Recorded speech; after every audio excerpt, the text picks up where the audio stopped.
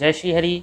बंधुओं, आज से एक नई श्रृंखला प्रारंभ कर रहे हैं गीता जी के माध्यम से। आपको बताएंगे गीता जी जो वास्तविक हैं क्या हैं, उनका क्या अर्थ होना चाहिए, और इस्कॉन आदि ने जो गीता जी में कहा है क्या वो यथार्थ बैठता है। यथार्थ गीता है वो, तो क्या यथार्थ बैठता है जो उसमें उल्लेख है, क्या उसका अन्य शास्त्रों से सामंजस्य होता है, और या फिर उन्होंने अपने विचार से, अपने मत से एक नई गीता जी को एक नया अर्थ दिया है। क्या वो शास्त्रीय स्वरूप में विद्यमान है, नहीं है? आइए आपको गीता जी की ओर ले चलते हैं और प्रयास करेंगे कि संपूर्ण गीता जी, यदि भगवान ने चाहा तो संपूर्ण गीता जी का थोड़ा करके अध्ययन करें और आपको गीता जी के यथार्थ स्वरूप का ज्ञान कराएं, क्योंकि गीता जी के माध्यम से बहुत लोगों को भ्रमित किया जा रहा है कि गुण कर्म गुण कर्म गुण कर्म, जो कर्म करोगे वही हो जाओगे ब्राह्मण, वही हो जाएगा जो ये कर्म करेगा, इत्यादि जो कुछ भी है। जैसे उसमें उल्लेख आता है, जैसे ये लोग कहते हैं कि यदि ब्राह्मण कर्म आप करते हैं तो आप ब्राह्मण हैं, यदि आप क्षत्रिय के कर्म करते हैं आप क्षत्रिय हैं, शूद्र के नहीं कहते, कहते हैं निकृष्ट कर्म करते हैं तो आप शूद्र हैं। ना ना ना, हम तो नहीं मानते कि शूद्र निकृष्ट ही होते हैं। तो आपको दिखाते हैं, आइए शास्त्र के माध्यम से गीता जी की ओर प्रारंभ की ओर लेके चलते हैं। अध्याय प्रथम से प्रारंभ करते हैं। प्रथमो अध्याय धृतराष्ट्रवाच। क्या कहा?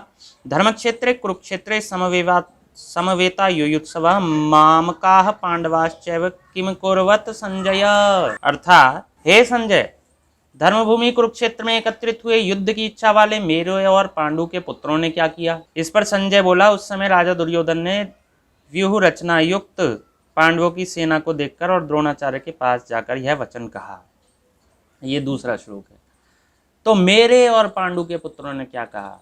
तो वैसे तो माम कहा, मेरे पुत्रों ने क्या कहा, इसी से बात बन जाती, लेकिन क्योंकि उन्होंने कहा मेरे और पांडु के पुत्रों ने, तो इसका तात्पर्य क्या हुआ कि धृतराष्ट्र भेदभाव करते थे अपने, अर्थात कौरवों में। कौरव के नाम से दोनों ही संबोधित किए जाने चाहिए, वो भी कौरव कुल के थे, पांडव भी, लेकिन वो विशेष रूप से भेदभाव करते थे कि मेरे पुत्रों ने क्या किया और पांडु के पुत्रों ने क्या किया, मेरा जो छोटा भाई था। अब यहाँ बात आई कि पहले तो भेदभाव की बात धृतराष्ट्र ने की, तदनंतर क्या बात आई है? संजय इस पर बोले कि उस समय राजा दुर्योधन ने व्यूह रचना युक्त पांडवों की सेना को देखकर और द्रोणाचार्य के पास जाकर यह वचन कहा। क्या वचन कहा? हे आचार्य, आपके बुद्धिमान शिष्य द्रुपद पुत्र धृष्टद्युम्न द्वारा व्यूहाकार खड़ी की हुई पांडुपुत्रों की इस बड़ी भारी सेना को देखिए। इस सेना में बड़े बड़े धनुषों वाले युद्ध में भीम और अर्जुन के समान बहुत से शूरवीर हैं, जैसे सात्यकी और विराट, तथा महारथी राजा द्रुपद और धृष्टकेतु, चेकितान तथा बलवान काशीराज, पुरुजित, कुंतीभोज और मनुष्यों में श्रेष्ठ शैब्य और पराक्रमी युधामन्यु, तथा बलवान उत्तमोजा सुभद्रापुत्र अभिमन्यु और द्रौपदी के पांचों पुत्र, यह सब ही महारथी हैं। हे ब्राह्मण श्रेष्ठ, हमारे पक्ष में भी जो प्रधान हैं उनको आप समझ लीजिए। आपके जानने के लिए मेरी सेना के जो सेनापति हैं उनको कहता हूँ। एक तो स्वयं आप और पितामह भीष्म तथा कर्ण और संग्राम विजयी कृपाचार्य, तथा वैसे ही अश्वत्थामा, विकर्ण और सोमदत्त का पुत्र भूरिश्रवा, तथा और भी बहुत से शूरवीर अनेक प्रकार के अस्त्र शस्त्रों से युक्त, मेरे लिए जीवन की आशा को त्यागने वाले, सब के सब युद्ध में चतुर हैं। भीष्म पितामह द्वारा रक्षित हमारी वह सेना सब प्रकार से अजेय है, और भीम द्वारा रक्षित इन लोगों की यह सेना जीतने में सुगम है। तो ये 10वें श्लोक तक ये आया। तो ये दुर्योधन ने कहा वहाँ भीष्म जी के पास जाके, अपने दादा के पास जाके कहा कि देखो हमारी सेना में ये, इनकी सेना में यही है, हमारी सेना में यही है। इनकी सेना तो सरल है, जीतने में सरल है इनकी सेना, तो हमारी सेना युद्ध में प्रबल है, हमारी सरल नहीं है। अब जब ये बात इन्होंने कह दी, घबराए हुए से कही, क्योंकि ये दुर्योधन को स्वयं ही विश्वास नहीं हो रहा था कि हमारी सेना अधिक प्रबल है कि इनकी। इनके में ऐसे ऐसे महारथी अर्जुन, भीम इत्यादि नाम लिए।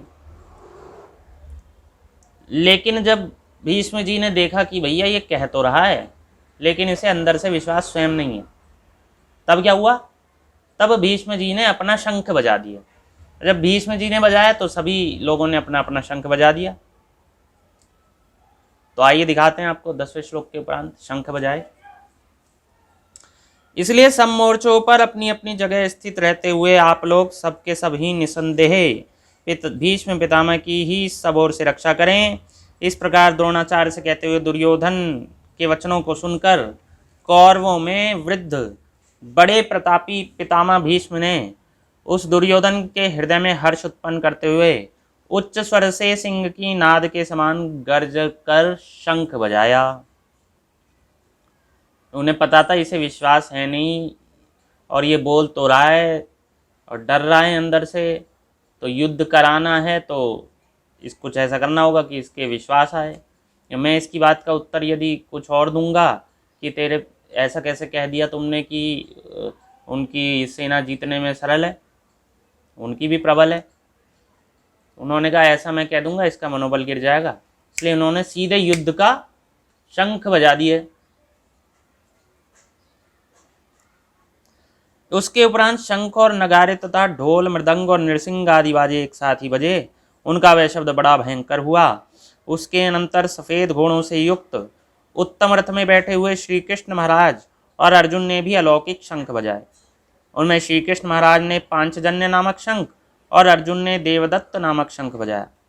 भयानक कर्म वाले भीमसेन ने पौंड नामक महाशंख बजाया। कुंतीपुत्र राजा युधिष्ठिर ने अनंत विजय नामक शंख और नकुल तथा सहदेव ने सुघोष और मणिपुष्पक नाम वाले शंख बजाए।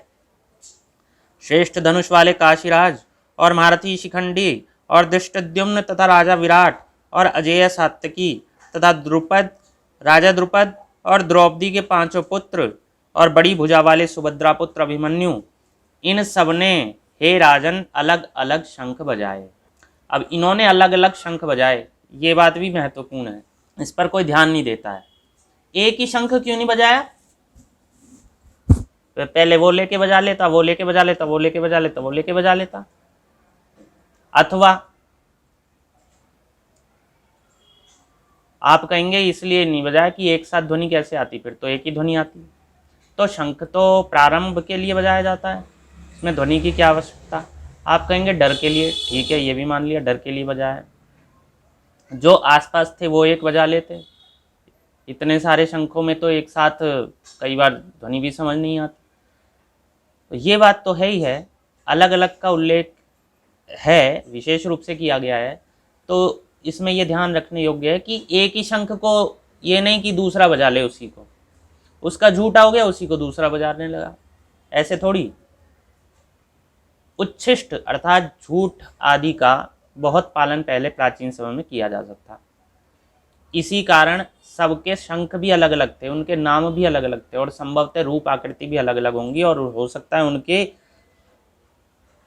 आकार आदि तो थोड़े बहुत अलग हों ही, उन पर जो चित्रकारी है, डिजाइन आदि है, वो भी अलग होंगे। तो अलग क्यों होंगे? क्योंकि कोई एक दूसरे का शंख झूठा ना कर दे, बिना झूठे किए हुए शंख बजाने चाहिए। उस भयानक शब्द ने आकाश और पृथ्वी को भी शब्दायमान करते हुए धृतराष्ट्र पुत्रों के हृदय विदीर्ण कर दिए। हे राजन, उसके उपरांत कपिध्वज अर्जुन ने खड़े हुए धृतराष्ट्र पुत्रों को देखकर उस शस्त्र चलने की तैयारी के समय धनुष उठाकर ऋषिकेश श्री कृष्ण महाराज से यह वचन कहा, हे अच्युत, मेरे रथ को दोनों सेनाओं के बीच में खड़ा करिए। जब तक मैं निश्चित हुए युद्ध की कामना वालों को भली प्रकार देख लूं कि उस युद्ध रूप व्यापार में मुझे किन किन के साथ युद्ध करना योग्य है। दुर्बुद्धि दुर्योधन का युद्ध में कल्याण चाहने वाले जो ये राजा लोग इस सेना में आए हैं, उन युद्ध करने वालों को मैं देखूंगा।